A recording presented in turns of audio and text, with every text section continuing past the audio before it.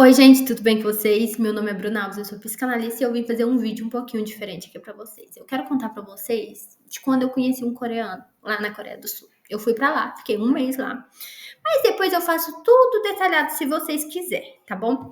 Mas o que eu quero contar é, eu vivi um mês, gente, perfeito, de dorama mesmo. Parecia que alguém tinha escrito um roteiro pra mim. Foi maravilhoso.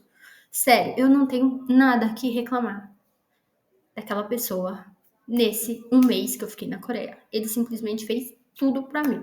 Quer dizer, a não ser da parte que ele meio que me prendia muito, sabe?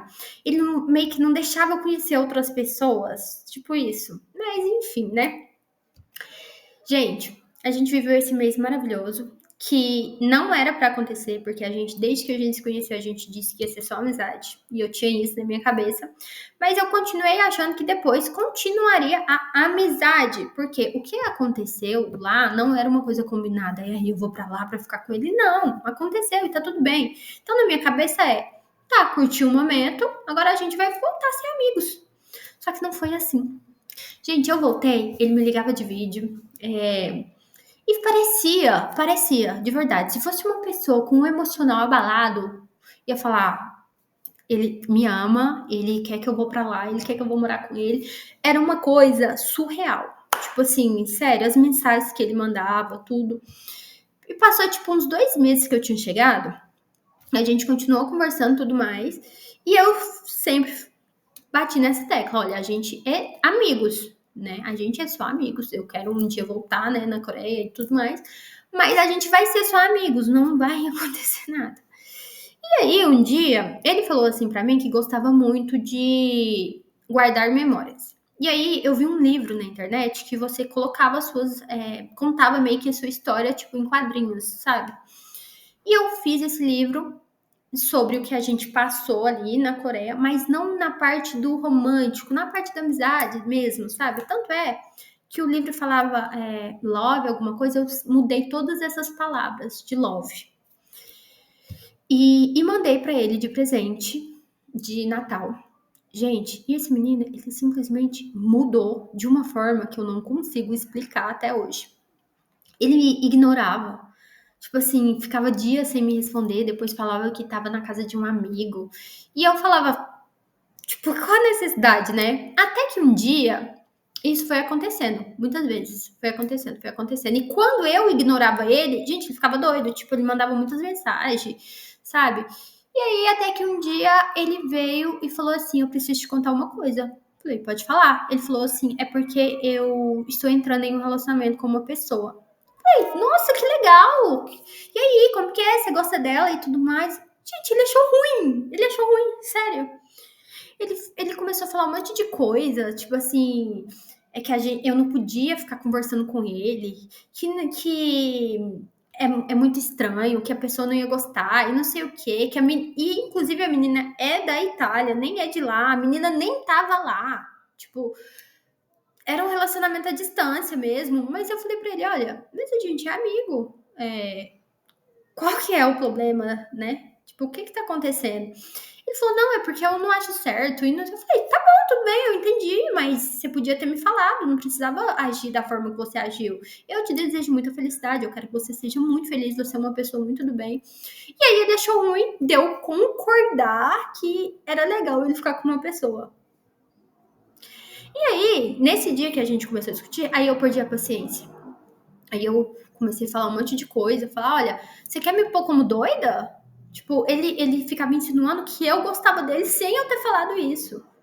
E aí ele ficava falando que não podia e tal, e eu falava, mas eu não sei onde você quer chegar. E aí a briga foi acontecendo, até que eu falei, olha, tudo que você fala tá fazendo eu tomar raiva de você nesse exato momento. Então eu acho melhor a gente parar de conversar. Tudo bem, vai viver o seu relacionamento. Se você não pode ter amigas mulheres, tá tudo bem também. Vai viver a sua vida. E aí, gente, ele simplesmente parou de me responder, como ele sempre fazia. E eu falei, ok, tá tudo bem. E passou uma semana, vocês não vão acreditar. Gente, ele me mandou uma mensagem, uma foto dele no restaurante, sozinho. Ele fez questão de tirar foto assim, de tudo pra que eu visse mesmo que não tinha ninguém ali com ele, sabe? Aí eu não aguentei. Gente, aí eu fui e bloqueei ele. Mas assim, eu tô contando isso pra vocês, porque se fosse uma pessoa que não tivesse um emocional equilibrado, porque hoje em dia, não é porque eu sou psicanalista, mas por tudo que eu já estudei, já tem aí, eu acho que 4 anos, né, que eu faço terapia todas as semanas. Então, assim, eu tenho um meu emocional muito equilibrado. Eu sei muito bem o que eu quero, eu sei os meus objetivos, eu sei quem é apto a estar do meu lado para alcançar esses objetivos de quem eu quero do meu lado. E ele não era essa pessoa. Ele era uma pessoa que eu considerei como um amigo de verdade, que me recebeu muito bem. Foi só isso. Então eu sabia que ele não era uma pessoa que eu ficasse na minha vida. E aí eu fui e bloqueei ele. E aí ele simplesmente me mandou um texto no meu Instagram, eu bloqueei ele no Kakao Talk. E ele foi e me mandou, eu excluí ele só. Ele foi e me bloqueou no Kakao Talk e me mandou um texto no Instagram. Só que, gente, eu não li.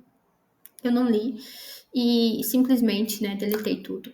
Só que assim, gente, se fosse uma pessoa que não tem um emocional bom, a pessoa ela ia estar totalmente desorientada, porque ele quis me colocar como a louca apaixonada que estava atrás dele. Era isso. Então, eu acho que se quem ouvisse as coisas dele ia pensar, nossa, ela tá muito apaixonada. E, gente, não era isso. Nunca foi isso. Nunca, né? E assim, eu confiei tanto nessa amizade que quando eu fui voltar da Coreia, minha mala tava com muita coisa. E ele falou assim: deixa suas roupas na minha casa. Separa algumas coisas e deixa na minha casa para não pesar tanto a sua mala e não passar os quilos. Quando você voltar, você pega. A gente vai continuar sendo amigo e tudo mais. Eu falei, tá bom. Gente, ele me deu um anel. Ele me deu uma coisa de lua, que eu amo lua. Ele me encheu de presente. Ele foi lá na loja de coisa de cosmético, comprou um monte de cosmético. E assim, eu sou uma pessoa que eu amo dar presente. Eu amo dar presente. Não importa se a pessoa não me der de volta. Na verdade, eu gosto, né? Mas se a pessoa não der, tá tudo bem. Mas ele percebeu isso. E ele meio que tentava me comprar ali, né? Só que deu errado. Enfim, gente, por favor,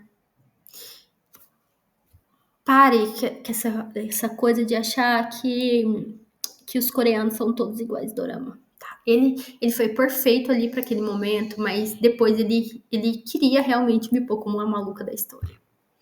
Então preste muita atenção, foca em vocês. Olha o emocional de vocês, não vai se metendo com qualquer pessoa ali, achando que o tempinho que viveu, que conversou, vai ser sempre assim, vai ser sempre maravilhoso. Gente, não é. Não é porque é coreano, não, tá? Qualquer pessoa do mundo pode fazer isso, mas é porque, assim, né? Hoje a gente vê como a gente, eu falo a gente, porque gente que gosta de dorama quer muito, né? Tá ali, participar e tudo isso, e ver dorama e fica um pouco iludida, mas não é bem assim as coisas, tá bom? Depois, se vocês quiserem, eu conto como que aconteceu toda a história, mas é um pouco longo, então vou contar só essa parte.